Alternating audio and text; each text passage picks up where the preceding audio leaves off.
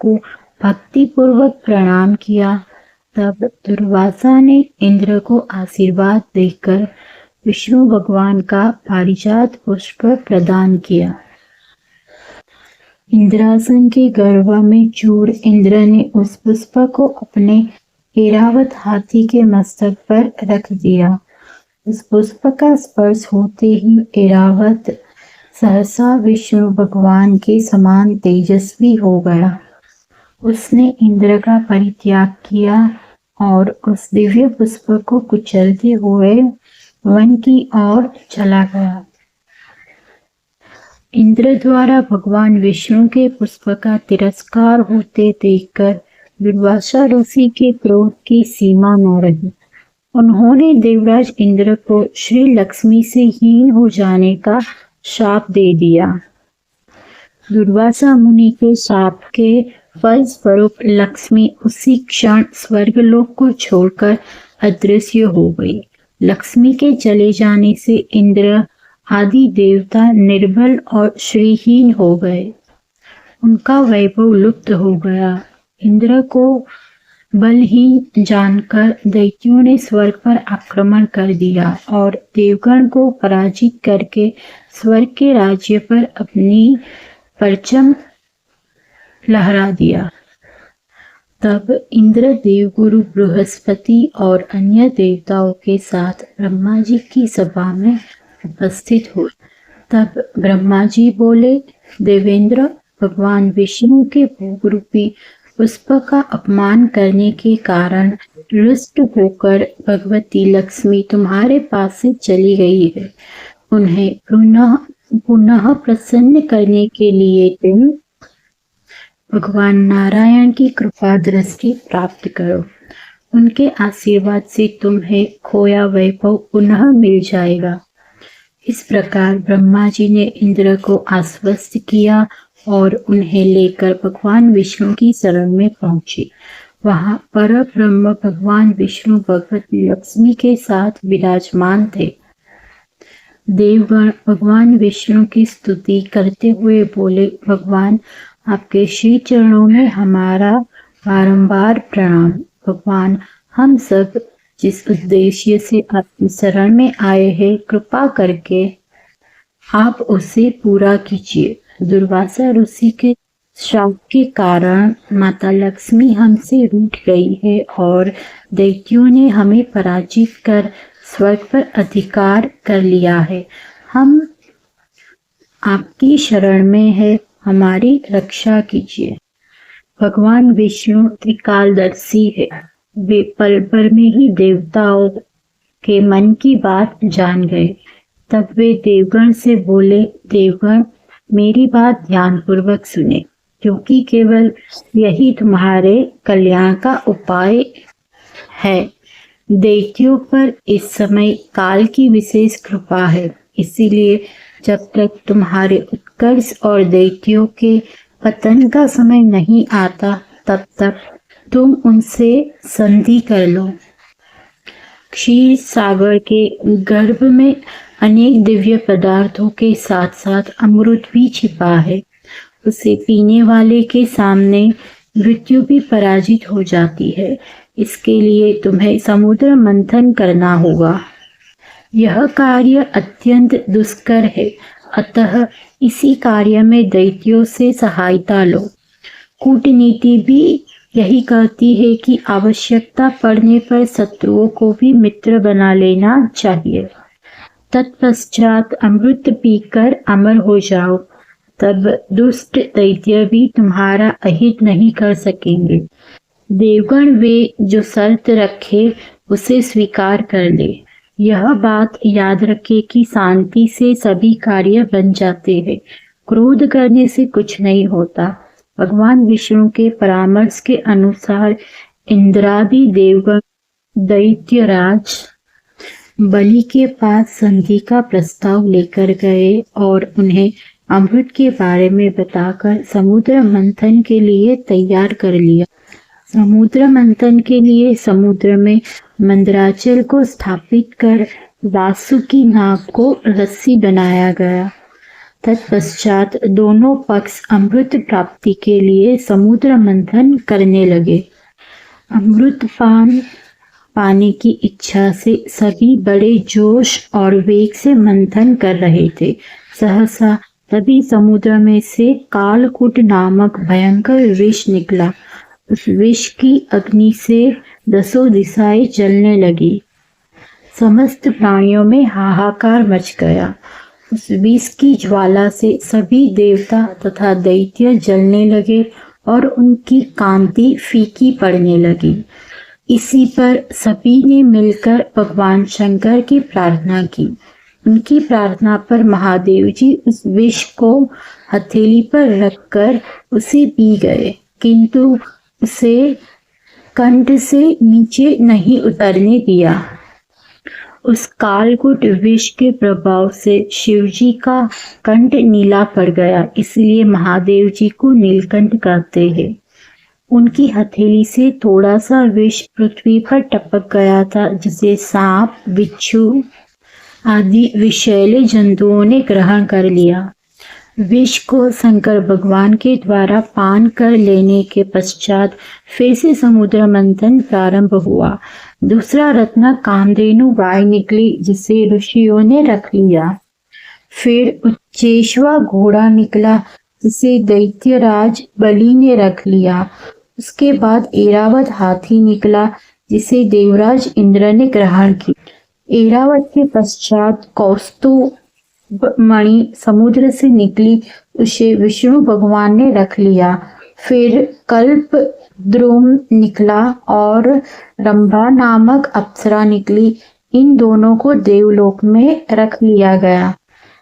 आगे फिर समुद्र को मंथने से लक्ष्मी जी निकली।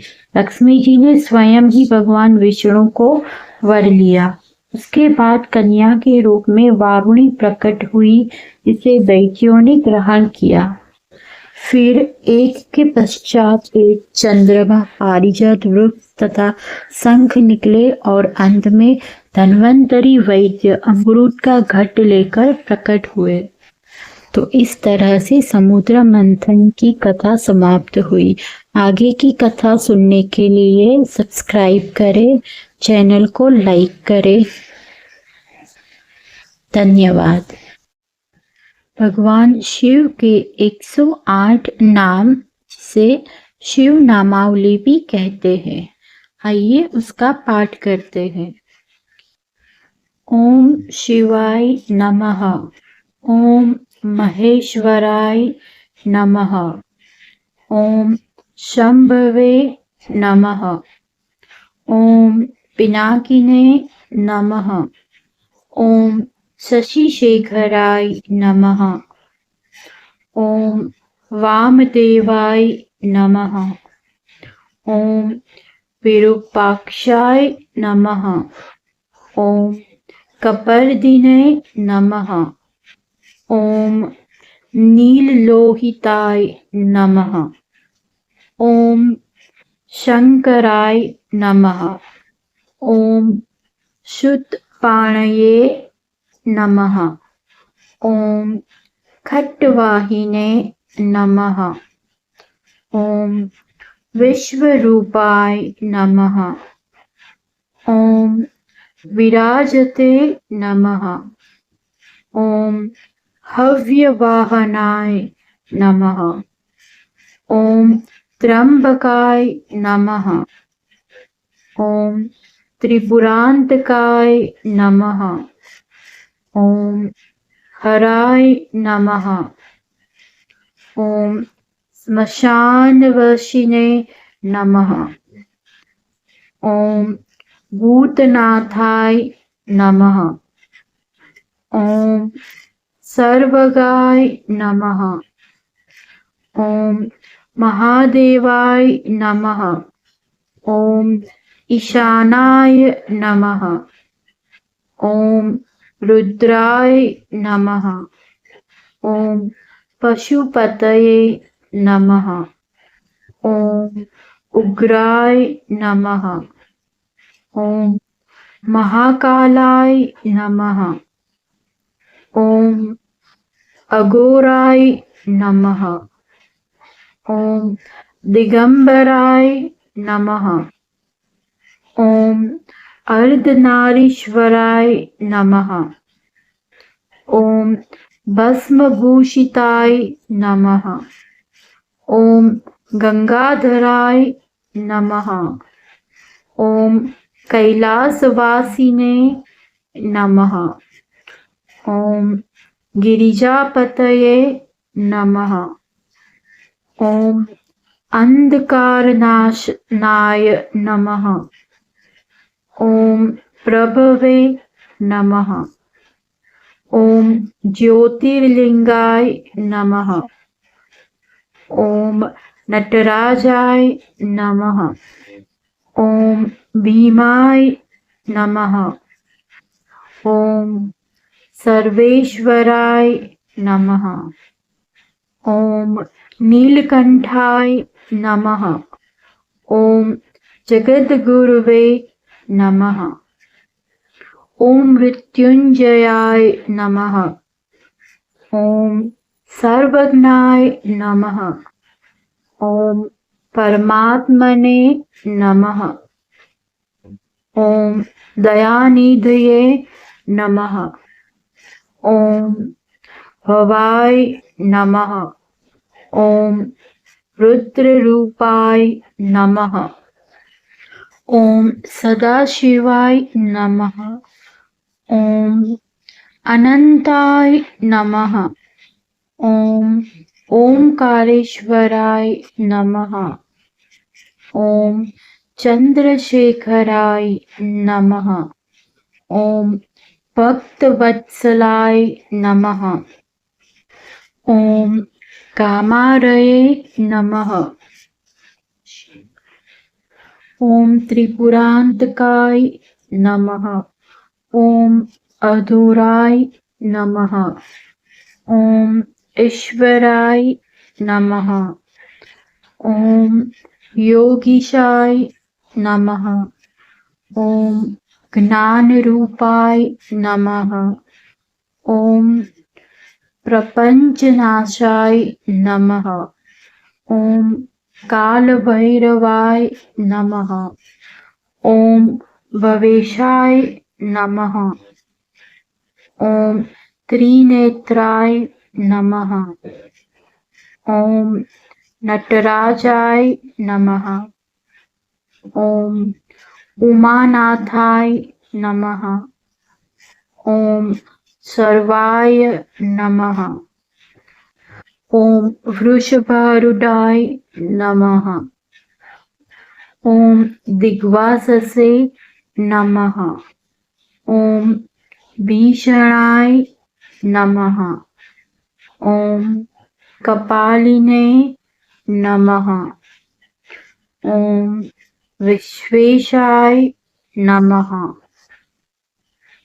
ओम भूतनाथाय नमः। ओम नीलग्रीवाय नमः। ओम सर्वेशाय नमः। ओम महायोगीशाय नमः। ओम सर्वार्थ सिद्धिप्रदाय नमः। ओम भस्मनलकृताय नमः। ओम उमेशाय नमः। ओम त्रिलोकनाथाय नमः। ओम सत्यरूपाय नमः। ओम जगन्नाथाय नमः। ओम देवदेवाय नमः। ओम ब्रह्मविद्याप्रदाय नमः। ओम महाबलाय नमः। ओम चंद्रमौलये नमः। ओम सर्वात्मने नमः। ओम सदाशिवाय नमः। ओम हरिहरात्मने नमः। ओम परब्रह्मणे नमः। ओम भक्तप्रियाय नमः। ओम नीलग्रीवाय नमः। ओम महेश्वराय नमः। ओम योगेश्वराय नमः। ओम सर्वेश्वराय नमः। ओम भूतनाथाय नमः। ओम रुद्ररूपाय नमः। ओम विश्वेश्वराय नमः। ओम भवाय नमः। ओम महादेवाय नमः। ओम त्रिलोकेशाय नमः। ओम ईशानाय नमः। ओम पार्वती पतये नमः। ओम रुद्राय नमः। ओम शंकराय नमः। ओम महेश्वराय नमः। ओम सदाशिवाय नमः। ओम ओंकारेश्वराय नमः। ओम नमः शिवाय। शिव के नाम को जपने से मन को शांति प्रदान होती है। दिन में एक बार जरूर इसका जाप करना चाहिए या कम से कम हफ्ते में एक बार सोमवार के दिन इसका जाप जरूर करें। सर्वलोकैकनाथं सर्वलोकैकनाथं शान्ताकारं भुजगशयनं पद्मनाभं सुरेशं विश्वाधारं गगनसदृशं मेघवर्णं शुभाङ्गं लक्ष्मीकान्तं कमलनयनं योगिविद्यानगम्यं वन्दे विष्णुं भवभयहर सर्वलोकैकनाथं सर्वलोकैकनाथं शान्ताकारं भुजगशयनं पद्मनाभं सुरेशं विश्वाधारं गगनसदृशं मेघवर्णं शुभाङ्गं लक्ष्मीकान्तं कमलनयनं योगिविद्यानगम्यं वन्दे विष्णुं भवभयहर सर्वलोकैकनाथं सर्वलोकैकनाथं शान्ताकारं भुजगशयनं पद्मनाभं सुरेशं विश्वाधारं गगनसदृशं मेघवर्णं शुभाङ्गं लक्ष्मीकान्तं कमलनयनं योगिविद्यानगम्यं वन्दे विष्णुं भवभयहर सर्वलोकैकनाथं सर्वलोकैकनाथं शान्ताकारं भुजगशयनं पद्मनाभं सुरेशं विश्वाधारं गगनसदृशं मेघवर्णं शुभाङ्गं लक्ष्मीकान्तं कमलनयनं योगिविद्यानगम्यं वन्दे विष्णुं भवभयहर सर्वलोकैकनाथं सर्वलोकैकनाथं शान्ताकारं भुजगशयनं पद्मनाभं सुरेशं विश्वाधारं गगनसदृशं मेघवर्णं शुभाङ्गं लक्ष्मीकान्तं कमलनयनं योगीभिध्यानगम्यं वन्दे विष्णुं भवभयहर सर्वलोकैकनाथं सर्वलोकैकनाथम्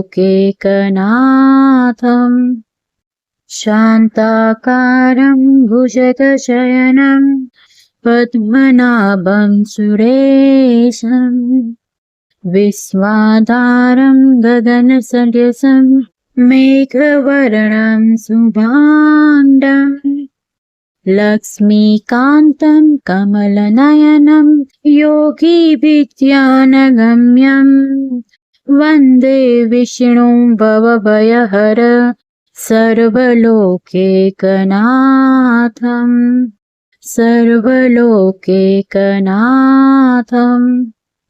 शान्ताकारं भुजगशयनं पद्मनाभं सुरेशं विश्वाधारं गगनसदृशं मेघवर्णं शुभाङ्गं लक्ष्मीकान्तं कमलनयनं योगीभिध्यानगम्यं वन्दे विष्णुं भवभयहर सर्वलोकैकनाथं सर्वलोकैकनाथम् शान्ताकारं भुजगशयनं पद्मनाभं सुरेशं विश्वाधारं गगनसदृशं मेघवर्णं शुभाङ्गं लक्ष्मीकान्तं कमलनयनं योगीभिध्यानगम्यं वन्दे विष्णुं भवभयहर सर्वलोकैकनाथं सर्वलोकैकनाथम् शान्ताकारं भुजगशयनं पद्मनाभं सुरेशं विश्वाधारं गगनसदृशं मेघवर्णं शुभाङ्गं लक्ष्मीकान्तं कमलनयनं योगीभिध्यानगम्यं वन्दे विष्णुं भवभयहर सर्वलोकैकनाथं सर्वलोकैकनाथम् शान्ताकारं भुजगशयनं पद्मनाभं सुरेशं विश्वाधारं गगनसदृशं मेघवर्णं शुभाङ्गं लक्ष्मीकान्तं कमलनयनं योगीभिध्यानगम्यं वन्दे विष्णुं भवभयहर सर्वलोकैकनाथं सर्वलोकैकनाथम् शान्ताकारं भुजगशयनं पद्मनाभं सुरेशं विश्वाधारं गगनसदृशं मेघवर्णं शुभाङ्गं लक्ष्मीकान्तं कमलनयनं योगीभिध्यानगम्यं वन्दे विष्णुं भवभयहर सर्वलोकैकनाथं सर्वलोकैकनाथम् शान्ताकारं भुजगशयनं पद्मनाभं सुरेशं विश्वाधारं गगनसदृशं मेघवर्णं शुभाङ्गं लक्ष्मीकान्तं कमलनयनं योगीभिध्यानगम्यं वन्दे विष्णुं भवभयहर सर्वलोकैकनाथं सर्वलोकैकनाथम् शान्ताकारं भुजगशयनं पद्मनाभं सुरेशं विश्वाधारं गगनसदृशं मेघवर्णं शुभाङ्गं लक्ष्मीकान्तं कमलनयनं योगिभिज्ञानगम्यं वन्दे विष्णुं भवभयहर सर्वलोकैकनाथं सर्वलोकैकनाथम् शान्ताकारं भुजगशयनं पद्मनाभं सुरेशं विश्वाधारं गगनसदृशं मेघवर्णं शुभाङ्गं लक्ष्मीकान्तं कमलनयनं योगिभिज्ञानगम्यं वन्दे विष्णुं भवभयहर सर्वलोकैकनाथं सर्वलोकैकनाथम् शान्ताकारं भुजगशयनं पद्मनाभं सुरेशं विश्वाधारं गगनसदृशं मेघवर्णं शुभाङ्गं लक्ष्मीकान्तं कमलनयनं योगिभिज्ञानगम्यं